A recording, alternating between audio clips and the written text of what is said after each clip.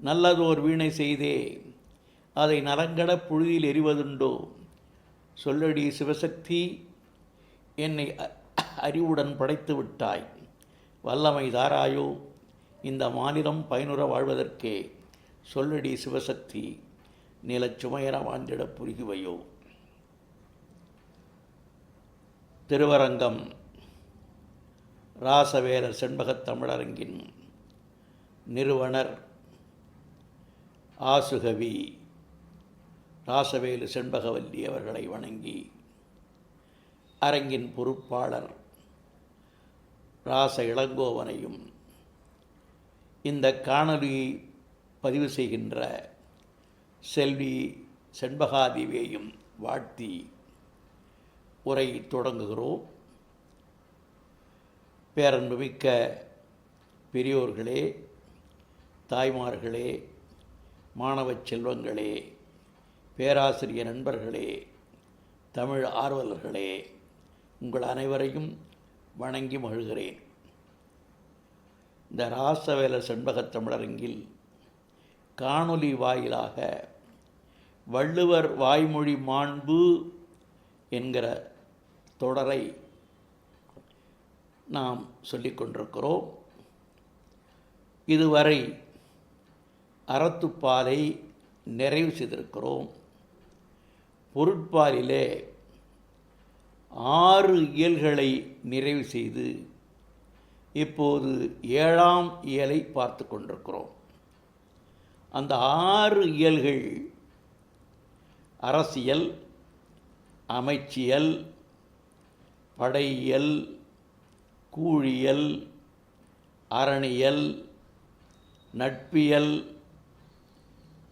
என்கிற 6 இயல்களையும் நிறைவு செய்து இப்போது குடியியல், அதாவது குடிமக்களுடைய இயல்புகளை, குடிமக்கள் எப்படி இருக்க வேண்டும் என்பதை இந்த பகுதியிலே வள்ளுவர் வலியுறுத்துகிறார். இதான் கடைசி பகுதி, குடியியல். இதில் நாம் 96வது அதிகாரம் குடிமை, 97வது அதிகாரம் மானம், இது ரெண்டையும் சென்ற பொழிவிலே நாம் பார்த்திருக்கிறோம். இப்போது நாம் பார்க்க இருக்கிறது பெருமை என்கிற அதிகாரம், அதாவது 98வது அதிகாரம் பெருமை. பெருமை என்றால் அதாவது பெரியாரின் தன்மை. பெரியார் என்றால் யார்? அரிய செயல்களை செய்பவர்கள் பெரியார். செயற்கரிய செய்வார் பெரியர் என்று வள்ளுவர் குறிப்பிடுகிறார். ஆகையினாலே செயற்கரிய செய்பவர்கள் பெரியவர்கள். அந்த பெரியவர்கள் எப்படி இருக்க வேண்டும், அவர்களுடைய இயல்புகள் என்ன, அவருடைய தன்மைகள் என்ன என்பதை 10 குறட்பாக்களிலே இந்த அதிகாரத்திலே வள்ளுவப் பெருந்தகை நமக்கு தெளிவுபடுத்தி சொல்கிறார். அஃதாவது செயற்கரிய செய்தல், தருக்கின்மை, பிறர் குற்றங்கூறாமை என்று இவை முதலாய நற்குணங்களால் பெரியாரது தன்மை. செயற்கரிய செய்தல் சொன்னோம், அதாவது பிறராலே செய்ய முடியாதவற்றை செய்து முடித்தல், அதான் செயற்கரிய செய்தல். செய்வதற்கு அரிய செயல்களை செய்தல். அடுத்து என்ன சொல்கிறார்? தருக்கின்மை என்று சொல்கிறார். தருக்கின்மை என்றால் கர்வம் இல்லாமை, அதாவது நான் தான் இதை சாதித்தேன், என்னால் தான் இது முடியும் என்கிற அந்த செருக்கு இல்லாமை, அதான் தருக்கின்மை. அடுத்தது பிறர் குற்றம் கூறாமை. சில பேர் மற்றவருடைய குற்றங்குறைகளையே கூறிக்கொண்டிருப்பார்கள். அப்படி பிறர் குற்றம் கூறாமை என்பது ஒரு பெரியவர்களுடைய பண்புகளிலே ஒன்று என்று இங்கே வள்ளுவர் சொல்கிறார். ஆகையினால நிலையினும் மேன்மேல் உயர்தற்பாய, அதாவது என்ன சொல்கிறார்? ஒரு தாட்சி வருகிற போது வாழாமை என்று மானம் அதிகாரத்தில் சொன்னோம். அந்த மானமுடையவர்கள் பெருமை உடையவர்களாக இருப்பார்கள். அதாவது அடிப்படை மானம், அதற்கு மேலே பெருமை. இங்கே அதனால் மானம் என்கிற அதிகாரம் முதல் அதிகாரம், அடுத்த அதிகாரமாக பெருமை என்கிற, அதாவது நிலையின் தாழாமை உள்வழியாகலின் இது மானத்தின் பின் வைக்கப்பட்டது. நிலையில் தாழாமை தான் மானம். அந்த நிலையில் தாழாமை முதல்ல இருந்தால் தான் அதுக்கு மேலே அது மேலே பெருமையெல்லாம் ஏற்படும். ஆகையினால நிலையில் தாழாமை என்கிற மானம் அதிகாரத்தை இதற்கு முந்தைய அதிகாரத்தில், அதாவது 97வது அதிகாரத்திலே சொன்ன வள்ளுவ பெருந்தகை இந்த அதிகாரத்திலே பெருமை என்கிற அந்த தன்மையை சொல்கிறார். ஆகையினால இவர் சொல்லுகிறார், மணக்குடவர், பெருமையாவது சிறியார் செய்வன செய்யாமை. சிறியார் செய்வன செய்யாமை என்று சொல்கிறார். சிறியவர்கள் செய்கிறது, சிறியவர்கள் பெரியவர்கள் இருப்பாங்க. சில நேரம் சொல்வார், சில நல்ல காரியங்களை எப்படி இருந்தாலும் பெரிய மனிதன் தான். அது மாதிரி சிறியார் செய்வன செய்யாமை என்பதுதான் இந்த பெருமை என்கிற சொல்லுகிறார். இதில் முதல் குறட்பா, ஒளி ஒருவர்க்கு உள்ள வெறுக்கை. ஒளி ஒருவர்க்கு உள்ள வெறுக்கை, அதாவது இழி ஒருவர்க்கு அகுது இறந்து வாழுமெனல். ஒளின்னு ஒன்று சொல்கிறாரு, இழின்னு ஒன்று சொல்கிறாரு. இந்த பெருமை என்பதற்கு ஆங்கிலத்தில் கிரேட்னஸ் என்று சொல்லலாம். ஒரு மனிதனை பற்றி சொல்கிற போது கிரேட் மேன் என்று சொல்கிறோம். ஏன் கிரேட் மேன் என்று சொல்கிறோம் என்றால், பெரிய செயற்கரிய செய்யக்கூடியவர், பண்புகள் உள்ளவர், பிறருடைய குற்றங்களை காணாதவர். அதனால் செயற்கரிய செய்கிறவரை பெரியர் என்று சொல்கிறோம், கிரேட் மேன் என்று சொல்கிறோம். அது மாதிரி இந்த பெருமை என்கிற சொல்லுக்கு கிரேட்னஸ். ஆகையினால் இங்கே ஒளி ஒருவர்க்கு உள்ள வெறுக்கை, ஒளிங்கிற சொல்ல பயன்படுத்துகிறாரு. பெருமை என்பதற்கு பதிலாக ஒளி என்கிற சொல்லி பயன்படுத்துகிறார். ஒளி என்றால் நமக்கு தெரியும், பிரகாசம். அந்த ஒளி ஒருவன் மேலே படுகிறதுனா அவர் பெருமை அடைந்த மனிதர் மேலே தான் ஒளி படும். ஆகையினால ஒளி ஒருவர்க்கு உள்ள வெறுக்கை, ஒருவனுக்கு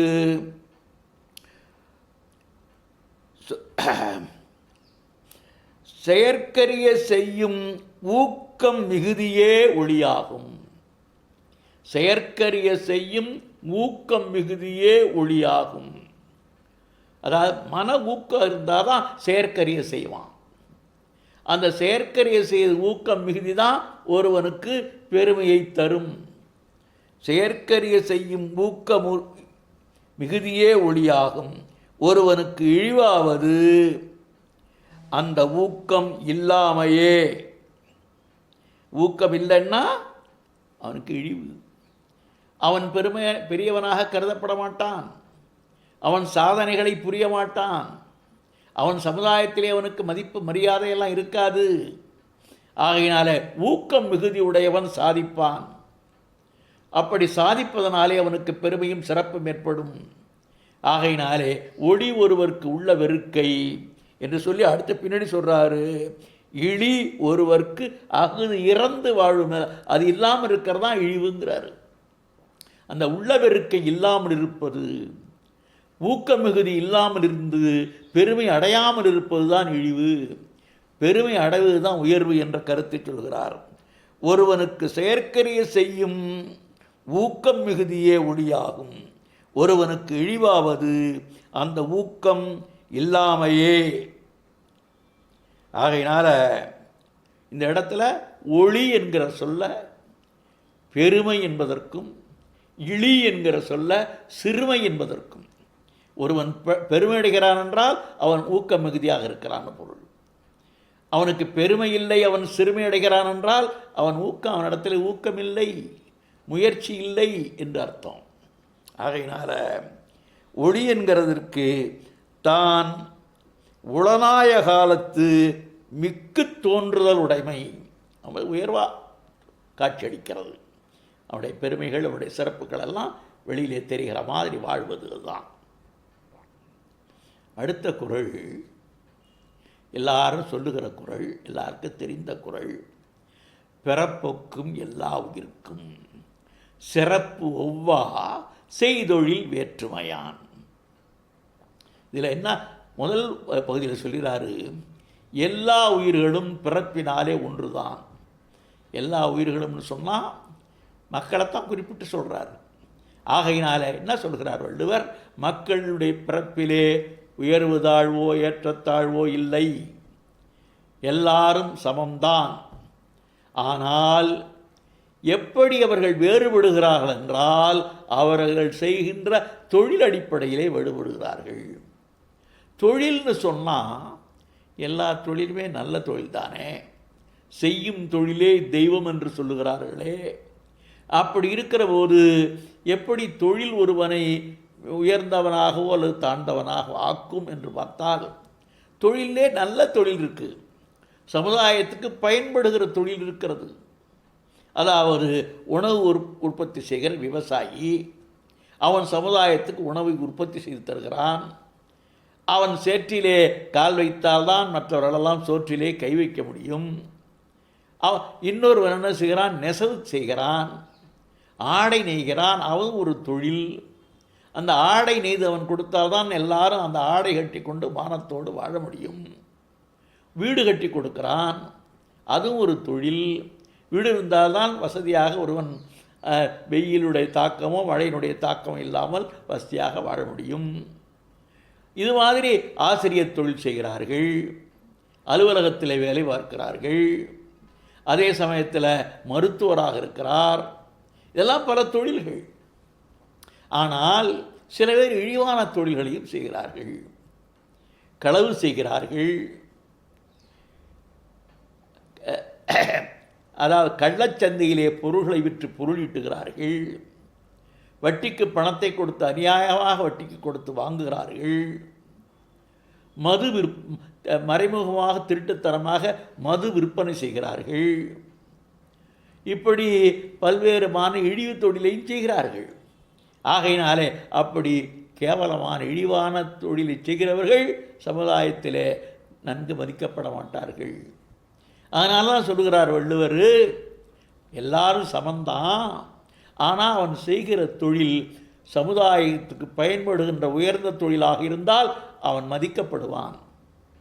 அவன் சமுதாயத்துக்கு கேடு விளைவிக்கின்ற தொழிலை செய்தால், கையூட்டு வாங்கினால், அவன் ஒரு பெரிய பதவியிலே இருந்து கொண்டு பெரும்பொருளை அநியாயமாக ஈட்டினால் அப்போது அவனுக்கு மரியாதை இருக்காது. அந்த தொழில், அதாவது அவன் பெரிய பதவியில் இருந்தாலும் கூட அவனுக்கு மதிப்பு ஏற்படாது என்று சொல்கிறார். இதைத்தான் இங்கே சொல்கிறார். அதாவது எல்லா உயிர்களுக்கும் பிறப்பு ஒத்ததன்மை அதே. ஆனால் என்ன சொல்கிறார், அதேபோல் தொழில்களும் ஒத்தனவையே, அவற்றை செய்யும் செயல்முறை வேறுபாடுகளால் சிறப்பு ஒத்தனவாக. அலுவலகத்தில் இருக்கிறான், சின்சியராக உண்மையாக வேலை பார்க்கிறான், அங்கே வருகிறவர்களுக்கெல்லாம் உதவி செய்கிறான், உடனே ஒரு கோரிக்கை வைத்தால் அதை நிறைவேற்றி தருகிறான், அதெல்லாம் அந்த தொழிலை சிறப்பாக செய்கிறான். அவனே என்ன செய்கிறான், யாராவது மனு கொடுத்தால் அதை வாங்கி வைத்து கொள்கிறான். வாங்கி வைத்து கொண்டு அவன் மனு கொடுத்தவன் வருவானா, பணம் தருவானா, பணம் தந்தால் செய்து கொடுப்போம் என்கிற எண்ணத்தை ஏற்படுத்துகிறான் என்றால் அவன் அந்த தொழிலை இழிவுபடுத்துகிறான்னு அர்த்தம். இதைத்தான் வள்ளுவர் இங்கே, மனிதர்கள் எல்லாரும் பிறப்பால் ஒருத்தவர் தான், பிறப்பினாலே வேறுபாடு இல்லை. வள்ளுவர் காலத்திலேயே பிறப்பினாலே வேறுபாடு ஏற்பட்டு விட்டது. அதை கண்டிக்கின்ற முறையிலே தான் இந்த குறட்பாவை வர வைத்திருக்கிறார். எல்லாரும் பிறப்பில் ஒன்று தான். அவனவன் செய்கிற செயலை பொறுத்து, அவனவன் செய்கிற தொழிலை பொறுத்து அவனுக்கு உயர்வு ஏற்படுகிறது அல்லது தாழ்வு ஏற்படுகிறது. அதெல்லாம் சிறப்பு ஒவ்வாறு. சிறப்பு ஒரே மாதிரி இருக்காது. ஒருவனுக்கு சிறப்பு கூட இருக்கும், ஒருவனுக்கு சிறப்பு குறைவாக இருக்கும், இன்னொருத்துக்கு சிறப்பு இல்லாமல் இருக்கும், இன்னொரு இழிவாக கருதப்படுவான். ஆகையினால் இந்த கருத்தை சொல்கிறார், எல்லா உயிர்க்கும் பிறப்பால் ஒரு வேறுபாடில்லை. ஆயினும் தான் செய்தொழிலது ஏற்ற சுருக்கத்தினாலேயே பெருமை ஒவ்வாது என்றவாறு என்று மணக்குடவரும் பரிப்பெருமாளும் சொல்கிறார்கள். மக்களாகிய அனைவருக்கும் பிறப்பின்கண் ஒரு வேற்றுமை இல்லை. அம்மக்கட்கு சிறப்பு ஒவ்வாது என்பது என்னையோ எனில், இயல்பு நீங்கிய இழிவு தொழில் ஒருவர்க்கு உளதாயின், இயல்பு நீங்கிய இழிவு தொழில் ஒருவர்க்கு உளதாயின் இவர் சாலச் சிறியரென்ப. இழிதொழிலை செய்கிறவன் சிறியவன். தமக்கு இயல்பாகிய பேரொழுக்கத்தின்கண் பிழையாது ஒழுகின் இவர் சாலப் பெரியர் என்றும் இங்கனம் வழங்கி வருதலான் யாவர்க்கும் சிறப்பு ஒவ்வாது என்பதனை தெரிந்து கொள்ளப்படும் என்றவாறு என்று காளிங்கர் என்கிற உரையாசிரியர் மிக அருமையான விளக்கத்தை இந்த குறட்பாவுக்கு தருகிறார். அவன் செய்கிற உயர்வான தொழில் செஞ்சால் மதிக்கப்படுவான், இழிவான தொழில் செஞ்சால் இகழப்படுவான். ஆகையினால பிறப்பிலே எல்லாரும் சமந்தான்.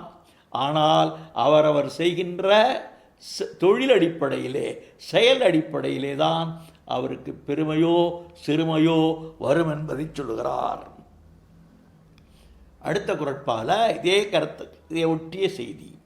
மேலிருந்தும் மேலல்லார் மேலல்லர், கீழிருந்தும் கீழல்லார் கீழல்லவர். சில பேர் செல்வத்தால் மேலே இருப்பான், சாதியில் உயர்வில் மேலே இருப்பான்.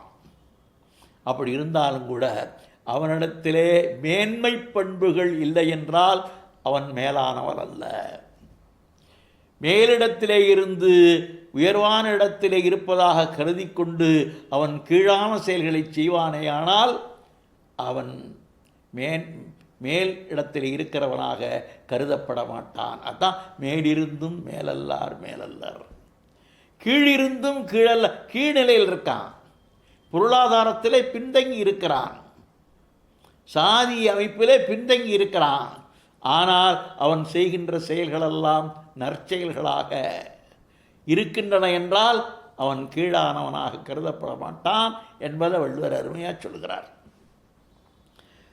மேன்மை இல்லாதவர் மேன்மையான இடத்தில் இருந்தாலும் மேலானவர் ஆகார். மேன்மக்கள் தாழ்ந்த இடத்தில் இருந்தாலும் கீழ்மக்கள் ஆகார் என்பது இந்த குறளுக்கு பொருள். மனையும் மாடும் பொருளும் பூமியும் முதலியவற்றான் மேலாயினாரும் தம் குலமும் ஒழுக்கமும் குணமும் ஞானமும் முதலியவற்றால் மேம்பாடுடையார் அல்லாதார் யாவர் அவர் எஞ்ஞான்றும் சால சிறியரே. எல்லாம் இருக்கு, மாடு மனை செல்வம் பங்களா எல்லாம் இருக்கு. ஆனால் அவர்கள் அவன் என்ன ஒழுக்கத்தினாலே குணத்தினாலே அவன் கீழானவனாக இருக்கிறான் என்றால் அவன் எப்போதுமே கீழானவன் தான். அடுத்து சொல்கிறார், இனி மற்ற அம்மனையும் மாடும் முதலியவற்றால் கீழ்ப்பட்டிருந்தும் அக்குலமும் ஒழுக்கம் முதலியவற்றால் மேல்பட்டிருந்தால் சிறிதும் கீழ்மைப்பாடு உடையரல்லாதார் யாவர் மற்றவர் அஞ்ஞான்றும் கீழல்லர். வசதி வாய்ப்பு இல்லை, ஆனால் அவர்கள் செயலாலே உயர்ந்திருக்கிறார்கள், அவருடைய குணத்தாலே உயர்ந்திருக்கிறார்கள் என்றால் அவர்கள் கீழ்மக்கள் ஆகார் என்பதை சொல்கிறார். எனவே அவரே சால பெரியர் என்பது பொருளாயிற்று என்பார் காளிங்கர். ஆகையினால வசதி வாய்ப்புகள் வசதி வாய்ப்புகள் காரணமாக ஒருவன் மேலிடத்தில் இருக்கிறான். ஆனால் அவனுடைய குணம் அவனுடைய செயலெல்லாம் கீழ்மையாக இருக்கின்றன என்றால் அவன் மேலானவனாக கருதப்பட மாட்டான்.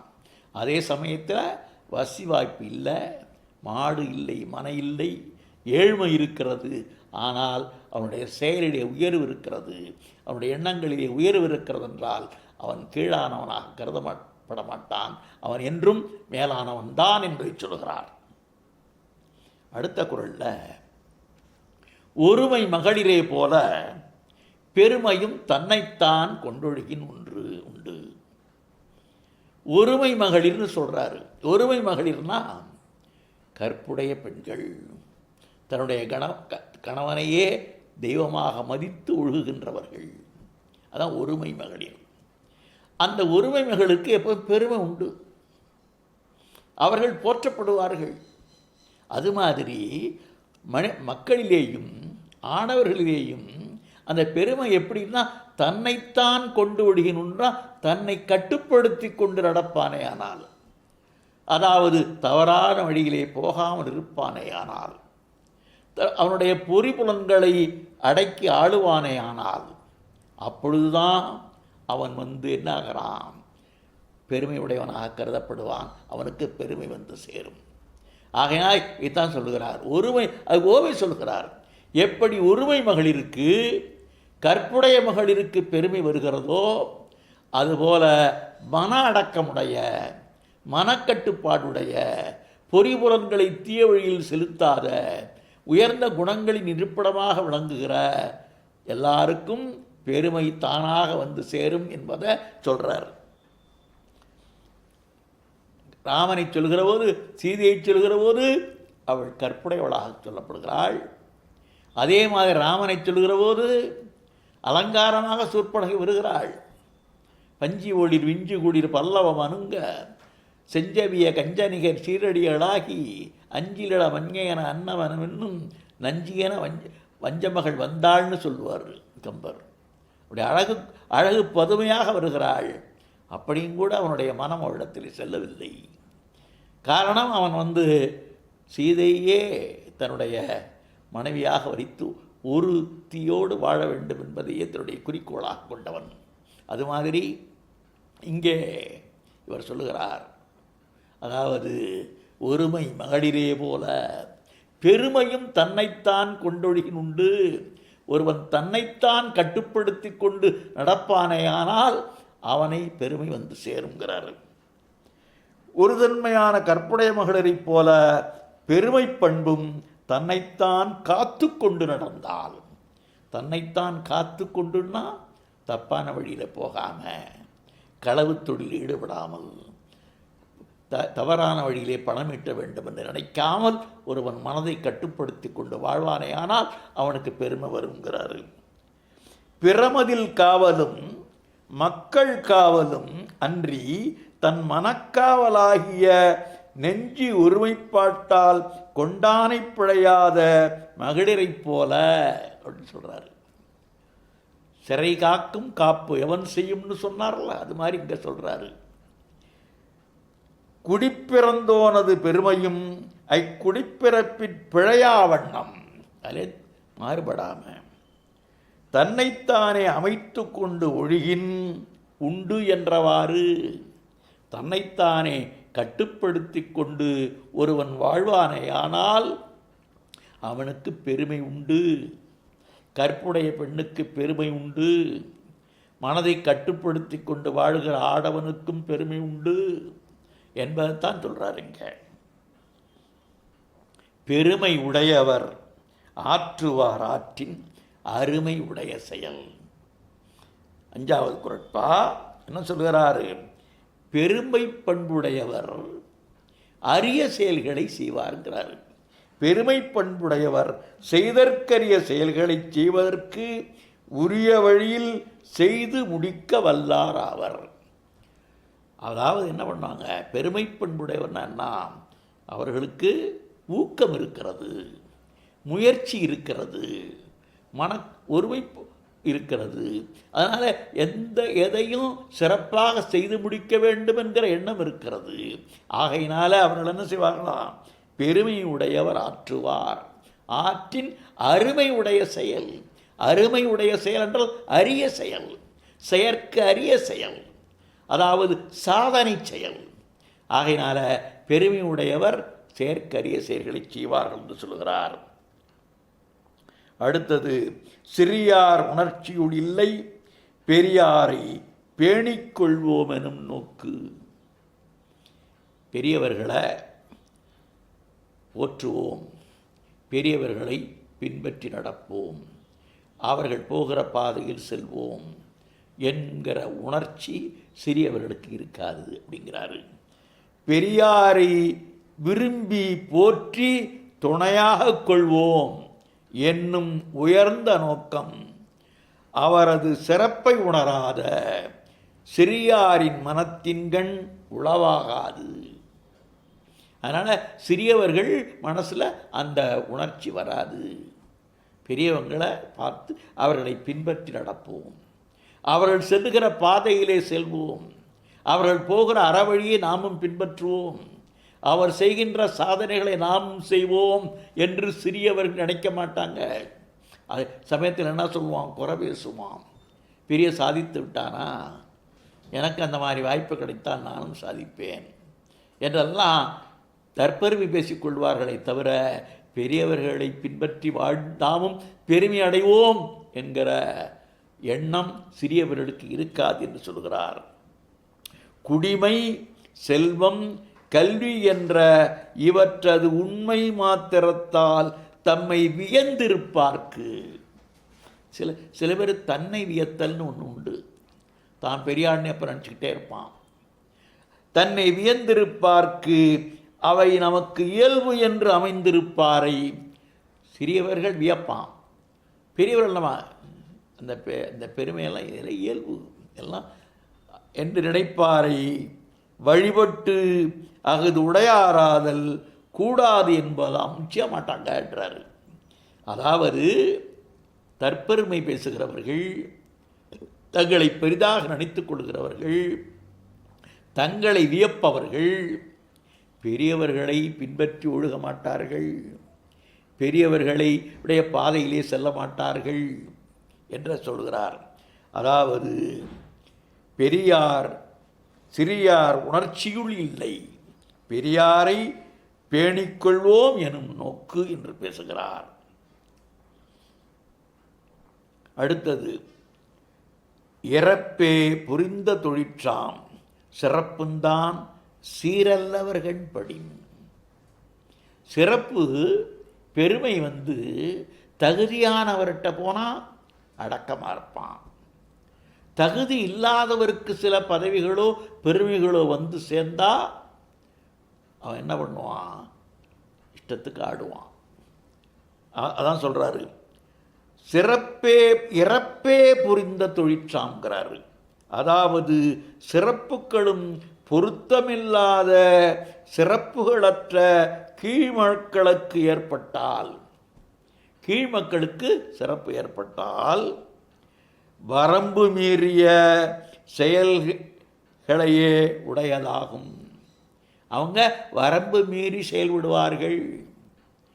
அதாவது இப்படித்தான் நடந்து கொள்வோம் என்று நினைக்காமல் தம்மை பற்றி தம்பட்டம் அடித்துக் கொள்வார்கள், பெருமை பேசி தெரிவார்கள் என்று பேசுகிறார். தரிக்கினை மிகச் செய்யும் என்பதாயிற்று. அப்படின்னா ரொம்ப கர்வம் அதிகமாகிச்சு, அந்த தற்பெருமை பேசிக்கொண்டு தற்பெருமையை தங்களை பற்றி வானளாவ புகழ்ந்து கொண்டு திரிவார்கள் என்று பேசுகிறார்.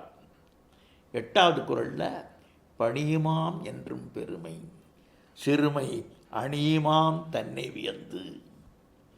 பெரியவர்கள் எப்பவும் பணிவாக இருப்பாங்க, சிறியவர்கள் பணிய மாட்டாங்க, தன்னை வியந்து பேசிக்கொண்டே இருப்பார்கள். தான் பெரியவருக்கு சிறியவருக்கு அடக்கமாக இருப்பார்கள் பெரியவர்கள், அடங்காமல் இருப்பார்கள் சிறியவர்கள், பணிவாக இருப்பார்கள் பெரியவர்கள், பணிவின்மை சிறியவர்களிடத்து இருக்குங்கிறார்கள். பெருமை உடைமை எப்போதும் பணிவையே வெளிப்படுத்தும், மற்றைய சிறுமை உடைமை சிறப்பில்லாத வழியும் தன்னைத்தானே வியந்து பெருமைப்பட்டு கொள்ளும். சிறியவர்களுக்கு தன்னைத்தானே வியந்து கொள்வது, பெருமைப்பட்டுக் கொள்வது, இதை பீற்றிக்கொள்வதுன்னு சில பேர் சொல்லுவான். பெரிய சாதித்து விட்டவாறு பீற்றிக்கொள்கிறான். பெருமையாவது பணிந்து ஒழுகுதல். எப்போவுமே பெரியவர்கள் பணிவாக நடப்பார்கள். நிறைகுடம் தழும்பாது. அதாவது முற்றிய கதிர் தான் வளையும், பதர் தான் நிமிர்ந்து நிற்கும். அது மாதிரி பெருமை உடையவர்கள் பணிந்து நடப்பார்கள், பெருமை இல்லாத சிறியவர்கள் தலை தூக்கி தற்பெருமை பேசி தீவார்கள் என்று பேசுகிறார். அடுத்தது பெருமை பெருமிதமின்மை, சிறுமை பெருமிதம் ஊர்ந்து விடல். இந்த பெருமிதம்ங்கிற சொல்லு இரண்டு பொருளையும் வழங்கும். அதாவது தொல்காப்பியரே பெருமிதம்னா அதாவது ஒரு பெருமை மிக்க ஒரு தன்மை. பெருமிதம்னா அல்ல பெருமை மிக்க ஒரு தன்மை. இன்னொரு பொருள் பெருமிதம் என்றால் கர்வம், அதாவது என்ன சொல்கிறது, அதாவது தருக்கு செருக்கு. இந்த பொருளிலேயும் இந்த பெருமிதம் என்கிற சொல்ல இங்கே வள்ளுவர் பயன்படுத்துகிறார். பெருமை பெருமிதமின்மை. பெருமைன்னா என்ன? கர்வம் இல்லாமல் இருத்தல், செருக்கு இல்லாமல் இருத்தல், பணிவாக இருத்தல். சிறுமை பெருமிதம் ஊர்ந்து விடல், சிறுமையாவது அந்த கர்வத்திலேயே எப்போதும் இருத்தல். பெருமையாவது பெருமைக்குரிய சிறப்புகள் இருந்தபோதும் தருக்கின்றி இருத்தலாகும். தருக்குன்னு சொல்றார். தருக்கின்றி, கர்வம்ங்கிற சொல்லுக்கு தருக்கு என்கிற தமிழ் சொல்லுது. சிறுமையாவது பெருமைப்பட ஒன்றும் இல்லாத விடத்தும் பெருமை உடைமை போல் செருக்கு கொள்ளுதலாகும். பெருமை பேசிக்கிறதுக்கு ஒன்றும் இல்லை, ஆனாலும் பெருமை இருக்கிற மாதிரி செருக்கு கொள்ளுதல். மேல் குலத்தினாலும் செல்வத்தினாலும் பெரியாரை பெரியார் என்று கொள்ளப்படாது என்றால் இனி பெரியார் இலக்கணம் கூறுவார் முற்பட செருக்கினால் பெருமை என்று கூறினார் என்று மணக்குடவர் சொல்லுகிறார். அதாவது மேல் குலத்தினாலும் செல்வத்தினாலும் பெரியாரை பெரியார் என்று கொள்ளப்படாது என்றார். அதாவது மேற்குலம் செல்வத்தினால பெரியார் பண்ணக்கூடாது, பெருமை இலக்கணம் கூறுவார் முற்பட செருக்கின்மை பெருமை என்று கூறினார்.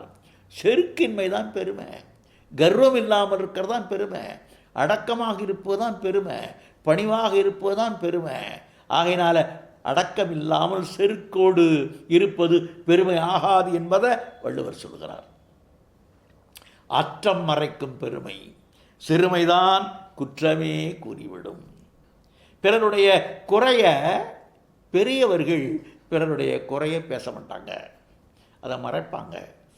குறையை மறைத்து பெருமையை பேசுவாங்க. அந்த சிறியவர்கள் என்ன பண்ணுவான், பெருமையை மறைச்சி குறையை தான் அதிகமாக பேசுவான். இதான் பெரியவங்களுக்கும் சின்னவங்களுக்கும் உள்ள வித்தியாசம். இதை சொல்கிறாருங்க. அற்றம் மறைக்கும் பெருமை, சிறுமைதான் குற்றமே கூறிவிடும். பெருமை ஒருவனது குற்றங்குறைகளை மறைத்து நிறைகளையே வெளிப்பட பேசும். பெருமைன்னு சொன்னால் பெரியவர்கள், பெருமை உடையவர்கள். ஏனை சிறுமையோ பிறர் குணத்தை மறைத்து குற்றங்களை தூற்றித் திரியும் அப்படி சொல்றார். பெருமை பிறருடைய குறையை மறைத்து சொல்லும், சிறுமை அவர்க்குள்ள நன்மை சொல்லுதலை தவிர்த்து குற்றத்தையே சொல்லிவிடும் என்பார் மணக்குடவர். இது குற்றங்கூறாமை பெருமை என்று கூறிற்று. பிறருடைய குற்றம் கூறாமை பெருமை. பெரியவர்கள் பிறருடைய குற்றம் கூற மாட்டார்கள். சீரெல்லாம் தூற்றி சிறுமை புறங்காத்தும்பார் ஒரு பாடல்ல. அடுத்தவுடைய பெருமையை பேசணும், அவருடைய குறைய வெளியில் சொல்லாமல் இருக்கணும். இதுதான் பெரியவருடைய சான்றோருடைய இயல்பு. ஆகையினால நாம் இப்போ பெருமை என்கிற அதிகாரத்தை நிறைவு செய்திருக்கிறோம். அடுத்தது 99வது அதிகாரம் சான்றாண்மை. இது ஒரு சிறந்த ஒரு பண்பாக தமிழர்கள் போற்றிய ஒன்று. அதாவது ஒரு மனிதன் அப்பழுக்கற்றவன் சொல்கிறோம்ல, குற்றங்குறை இல்லாதவன் சொல்கிறோம்ல, அன்புடையவனாக இருக்கிறான், பிறருக்கு உதவி செய்ய வேண்டும் நினைக்கிறான், இப்படிப்பட்டவர்களை எல்லா விதமான நற்குணங்களும் அமையப்பெற்ற ஒரு மனிதன் இருப்பானேயானால் அவன்தான் சான்றோன். அவனிடத்தில் அமைந்திருக்கிற பண்பு தான் சான்றாண்மை. அதான் சொல்கிறாருங்க, சான்றாண்மை என்று அதிகாரத்தை வைக்கிறாரு. சான்றோன் என்கிற சொல்லுக்கு சங்க காலத்தில் வீரன் என்றும் ஒரு பொருள் இருந்திருக்கிறது. ஆனால் வள்ளுவர் இந்த சான்றோன் என்பதை உயர்ந்த குணங்களுக்கு இருப்பிடமாய ஒரு மனிதனை சான்றோன் என்று சொல்கிறார். பல குணங்களாலும் நிறைந்து அவற்றை ஆடல் தன்மை, சான்ற ஆண்மை, அவற்றை ஆளுகிற தன்மை. நல்ல குணங்களால் நிறைந்து அவற்றை ஆளுகிற தன்மை தான் சான்றாண்மை. இந்த சான்றுங்கிற சொல்லு பிறருக்கு சான்றாக வாழ்வது, பிறருக்கு எடுத்துக்காட்டாக வாழ்வது, செட் அன் எக்ஸாம்பிள்னு சொல்லுவாங்க ஆங்கிலத்தில். அவரை போல் வாழுங்கள். அவர் ஒரு பெரிய மனிதர், அவர் எப்படி வாழ்கிறாரோ அப்படி நீங்கள் வாழுங்கள். ஆகையினால அப்படி பிறருக்கு எடுத்துக்காட்டாக எவன் ஒருவன் வாழுகிறானோ அவனே சான்றோன். அவனிடத்தில் இருக்கிற பண்பே சான்றாண்மை. சான்றாண்மையாவது நற்குணங்கள் பலவற்றாலும் அமைந்தார் இலக்கணம் கூறுதல். இது பெரும்பான்மையும் அறத்தினால் தலையளி செய்தொழுகுவாரை நோக்கிற்று. அவளை பற்றி சொல்லுது. அறத்தினால் அறவோராக இருக்கிறார்கள், பிறரிடத்தில் அன்புடையவர்களாக இருக்கிறார்கள், இனிய சொற்களை பேசுவர்களாக இருக்கிறார்கள், அவர்களை பற்றி சொல்லுகிறது இந்த சான்றாண்மை. முதல் குறளில் கடனன்ப நல்லவை எல்லாம் கடனெறிந்து சான்றாண்மை மேற்கொள்பவர்க்கு. இந்த சான்றாண்மை மேற்கொள்கிறவர் நல்லதெல்லாம் கடமை என்று கருதுவார்கள். பிறருக்கு உதவி செய்வது கடமை, அதாவது மற்றவருடைய துயரை துடைப்பது கடமை, தன்னுடைய மக்களை தன்னுடைய இல்லத்த இருக்கிற மக்களை உயர்த்துவது கடமை, அவர்களுக்கு வேண்டியதை செய்வது கடமை, சமுதாயத்துக்கு செய்ய வேண்டியதை தவறாமல் செய்வது கடமை. அதான் கடனென்ப நல்லவை எல்லாம். எவையெல்லாம் நல்லவையோ அவற்றையெல்லாம் கடமை என்று கருதுபவர்கள் யார் என்றால் அவர்கள்தான் சான்றோர்கள். கடனறிந்து சான்றாண்மை இந்த கடமையை அறிந்து சான்றாண்மை பண்பை மேற்கொள்ளுகின்றவர்கள் நல்லவற்றையெல்லாம் தங்களுடைய கடமை என்று கருதுவார்கள் என்று பேசுகிறார். அடுத்த குறளில் குணநலம் சான்றோர் நலனே பிறநலம் எந்நலத்து உள்ளதும் என்று. பிறநலமெல்லாம் இருக்கலாம், சான்றோருடைய நலம் குணநலம். குணநலம் இருந்தால் அவன் சான்றோன். பிறநலங்களெல்லாம் சேராது. பிறநலம்னா என்ன? செல்வ நலம், சாதி உயர்வு நலம், இதெல்லாம் சேர்த்துக்க முடியாதுங்கிறாரு. குணநலம் சான்றோர் நலனே பிறநலம் எந்நலத்து உள்ளதும் என்று. சான்றோரின் நலம் என்று கூறப்படுவது அவருடைய குணங்களின் நலனே. மற்ற நலம் வேறு எந்த நலத்திலும் சேர்ந்துள்ளது அன்று. மற்ற நலம் பயனில்லைங்கிறாரு. அகநலத்தை முன்னே பிரித்தமையின் அகநலம்தான் மனநலம். மனநலம்ங்கிறது குணநலம், பண்பு நலம். அகநலத்தை முன்னே பிரித்தமையின் ஏனை புறநலத்தை பிறநலம் என்றார். ஏனை புறநலம்னா என்ன? பணம் வச்சிருக்கிறது, வீடு வச்சிருக்கிறது, மாடு மனை மக்கள் சுற்றமெல்லாம் வச்சிருக்கிறது பிறநலம் என்றார். அது குடிப்பிறப்பும் கல்வியும் முதலாக நூலோரெடுத்த நலங்களுள் பூதாமையின் எந்நலத்துள்ளதும் அன்று என்று கூறினார். குணநலம் சால்விற்கு அழகு என்றது என்றார் மணக்குடவர். அடுத்ததில் ஒரு சான்றாண்மை என்பது ஒரு பெரிய கட்டடம். அந்த கட்டடத்தை தாங்கி கொண்டு 5 தூண்கள் இருக்கின்றன. அந்த 5 தூண்களும் வலிமையாக இல்லை என்றால் அந்த சான்றாண்மை என்கிற கட்டடம் விழுந்துடும். அப்படின்னு ஒரு குறளில் சொல்கிறாரு. 5 என்ன? 5 பண்புகளை சொல்லுகிறார். அன்பு, நான், ஒப்புரவு, கண்ணோட்டம், வாய்மையோடு 5 சால்பு ஊன்றிய தூண்கிறார். 5 சொல்கிறார். அன்பு சொல்லுகிறார். நான் அன்பு பிறரிடத்தை அன்பாக இருப்பது. நான் என்பது நாணம். நாணம் என்பது பழிபாவங்களுக்கு நாணுதல், தீயவை செய்வதற்கு நாணுதல், நாணம். ஒப்புரவு என்பது பிறருக்கு உதவி புரிதல். கண்ணோட்டம் என்பது இரக்க குணம். வாய்மை என்பது உண்மையே பேசுதல். இந்த 5 அன்பு, நான், ஒப்புரவு, கண்ணோட்டம், வாய்மையோடு 5 சால்பு ஊன்றிய தூண், சான்றாண்மை என்கிற அந்த பண்பை தாங்கிக் கொண்டிருக்கிற 5 தூண்கள் இந்த 5 பண்புகளுங்கிறார். அதாவது அன்பு, நாணம், ஒப்புரவு, கண்ணோட்டம், வாய்மை என்னும் 5 பண்புகளும் சால்பு என்பதை தாங்கியுள்ள தூண்களாம். இக்குணங்கள் இல்வழி சால்பு நிலை பெறாமையின் இவற்றை தூண் என்றார். இந்த குணங்கள்லாம் இல்லைன்னா அந்த சால்பு என்கிற பண்பு நிற்காது. இதில் ஒன்று குறைஞ்சாலும் கூட அவன் சான்றோன் என்று கருதப்பட மாட்டான். ஆகையினால 5 குணங்களை சொல்கிறார். 4வது பாடலில் கொல்லா நலத்தது நோன்மை, பிறர் தீமை சொல்லா நலத்தது சால்பு. நோன்மை என்றால் தவம். தவத்தினுடைய முக்கியம் அந்த கொல்லாமை. கொல்லா நலத்தது நோன்மை, தவம் ஒரு உயிரை கொல்லாத அறத்தை அடிப்படையாக கொண்டது.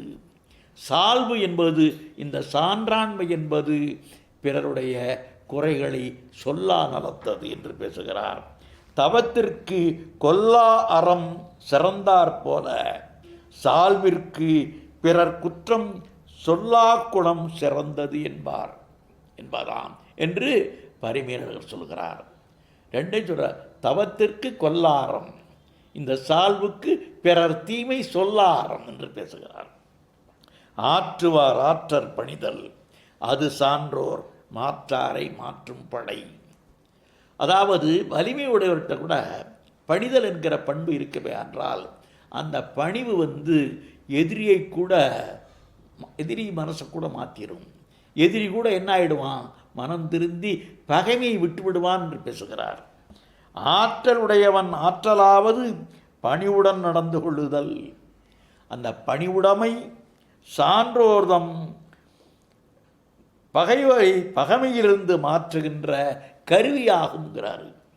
அதாவது இது இவன் படைக்கருவியெல்லாம் இருக்க இல்லையோ, பணிவுடைமை என்கிற அந்த பண்பு இருக்குமே. ஆனால் இது எதிரி கூட மனம் மாறிவிடுவான். பாரியா, நம்மோடு பகைமை கொண்டிருக்கிறவன் இவ்வளவு பணிவாக இருக்கிறான் என்று அந்த பகைமை அவன் விட்டு விடுவான் என்று பேசுகிறார். ஆற்றல் என்றால் அது வல்லரசான் தன்மை, சான்றவர்க்கு வலியாவது தாழ்ந்து ஒழுகுதல் என்று பேசுகிறார். அடுத்ததில் சால்விற்கு கட்டளை யாதரின் தோல்வி தொலையல்லார் கண்ணும் குழல். சால்வு என்கிற பண்புக்கு உரைகள் எதுன்னு கேட்டால், அந்த சால்வு என்கிற பண்பினுடைய தன்மையை அறிவது எப்படின்னு கேட்டால், தனக்கு தகுதி இல்லாதவனிடத்திலே கூட தோல்வியை ஒத்துக்கொள்வதுன்னு பேசுகிறார். தனக்கு தகுதி இல்லாதவனோடு மோதி தோற்கின்ற நிலைமை ஏற்படுமே, ஆனால் அதை கூட ஒத்துக்கொள்வது தான் இந்த சான்றோன் என்பதற்கு சரியான ஒரு சான்று என்கிறார். துளையல், அதாவது சால்விற்கு உரைகளாக மதிப்பிடப்படும் கருவி இது என்றால் தமக்கு ஒப்பில்லாத இழிந்தோர் மாட்டும் தோல்வியை ஏற்றுக்கொள்ளும் பண்பாகும். அதாவது வெல்லும் ஆற்றலுடைய இருந்த நிலையிலும் கூட ஏற்றுக்கொள்ளுதல். சான்றோர் சார்பிற்கு உறுதிப்பாடாவது யாதோ எனின் தம்மோடு ஒப்ப சீர்தூக்கும் துலமையில்லார் மாட்டும் தம் தோல்வி கொண்டு ஒழுகுதல் என்பார் காளிங்கர். நமக்கு சமமான வலிமை இல்லாதவரிடத்திலே கூட தோல்வியை ஒத்துக்கொள்வது. என்னா செய்தார்க்கும் இனியவே செய்யாக்கால் என்ன பயத்ததோ சால்வு. சான்றாண்மையினுடைய அருமையான குரல். நமக்கு கெடுதல் செய்கிறவனுக்கும் நன்மை செய்கிறது. அப்படி செய்யலைன்னா சால்வினாலே பயன், சான்றாண்மையினாலே பயனில்லைங்கிறாரு. நம்ம கெடுதல் அதாவது இயேசுநாதர் சொன்னார், ஒரு கன்னத்தை காட்டுக்கு மறுகன்னத்தை காட்டினார் என்று சொல்லுவார் அல்லவா. அது மாதிரி நமக்கு தீமை செய்தவருக்கும் நாம் நன்மை செய்வது. அதான் சொல்கிறாரு, நமக்கு துன்பமானவற்றை செய்தவர்க்கும் இனிய உதவிகளை செய்யாவிட்டால் சான்றோன் சால்வு என்ன பயனுடையதாகும்? சிறப்பும்மை அவர் இன்னா செய்தற்கு இடனாதல் விளக்கின்றது, இன்னா செய்தார்க்கும் அப்படிங்கிறது சிறப்பு உண்மை.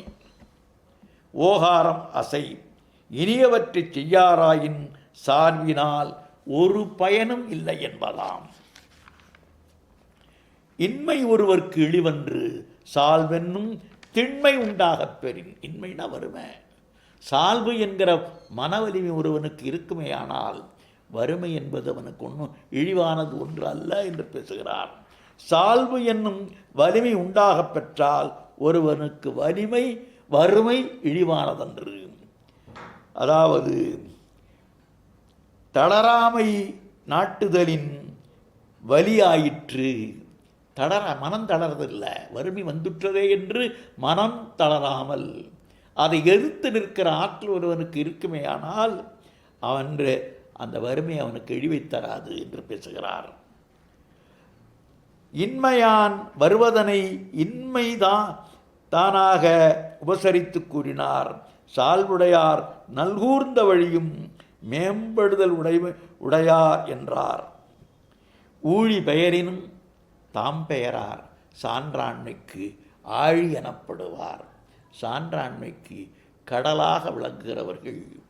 இந்த ஊழி என்றால் அதாவது ஊழிக்காலம் என்றால் இந்த உலகத்துக்கே ஒரு பேரழிவு ஏற்படுகிற காலம். அதாவது நீரினாலோ நெருப்பினாலோ இந்த உலகத்துக்கு அழிவு ஏற்படுகின்ற காலத்திலே கூட தாங்கள் சான்றாண்மையிலிருந்து மாறமாட்டார்கள் என்று பேசுகிறார். ஊழி பெயரினும் தாம் பெயரார் சான்றாண்மைக்கு ஆழி எனப்படுவார். விளக்கம் சொல்லுவதில் என்ன சொல்கிறார்? சால்பு என்னும் பண்புக்கு கடலென்று புகழப்படுகின்றவர். ஊழிக்காலத்தில் வேறுபாடு நேர்ந்தாலும் தாம் வேறுபடாமல் இருப்பர். சான்றாண்மை பெருமை தோன்ற அதனை கடலாக்கியும் அதனை தாங்கிக் கொண்டு நிற்றலின் அஃது உடையாரை கரையாக்கியும் கூறினார். இந்த ஆழி என்பதற்கு கடல் என்றும் பொருள், கரை என்றும் பொருள். சான்றாண்மை என்று சொல்கிற போது அது கடல், அந்த சான்றாண்மையை தாங்கி பிக்கிறார் என்போது அது கரை. ஆகினால பெருங்கடற்கு ஆழி அணையன் மாதோ, பெருங்கடற்கு ஆழி அணையன் மாதோ என்கிற புறநானூற்று தொடரில் அந்த ஆழி என்பது கரை என்பதை குறிக்கும். சான்றவர் சான்றாண்மை குன்றின் இருநிலந்தான் தாங்காது மன்னோ பொறை. சான்றோரின் சால்பு என்னும் நிறைந்த பண்புக்கு குறைவு வருமானால் இந்த பெரிய நிலவுலகமும் பாரத்தை தாங்க முடியாமல் அழியும். அதாவது சான்றோர்கள் தங்களுடைய சான்றாண்மை பண்பிலிருந்து குறைகிறார்கள். அந்த சான்றாண்மை பண்பை விட்டுவிடுகிறார்கள் என்று வைத்துக் கொள்ளுங்கள். அப்போது இந்த உலகம் அழிந்து போகும் என்று பேசுகிறார். தானும் என்னும் எச்ச உண்மை விகாரத்தால் தொக்கது. அதாவது இருநிலந்தானும் அப்படிங்கிறத பொருள். அவருக்கு அது குன்றாமையும் அதற்கு அது தாங்கலும் இயல்பாகலான் அவை எஞ்ஞான்றும் உளவாகா என்பது தோன்ற நின்றமையின். மண் என்பது ஒழிவிசைக்கண். அதாவது என்ன சொல்கிறார்? மண்ணோ பொறை, மண்ணு நிச்சயமாக அழியும் என்கிற பொருள்.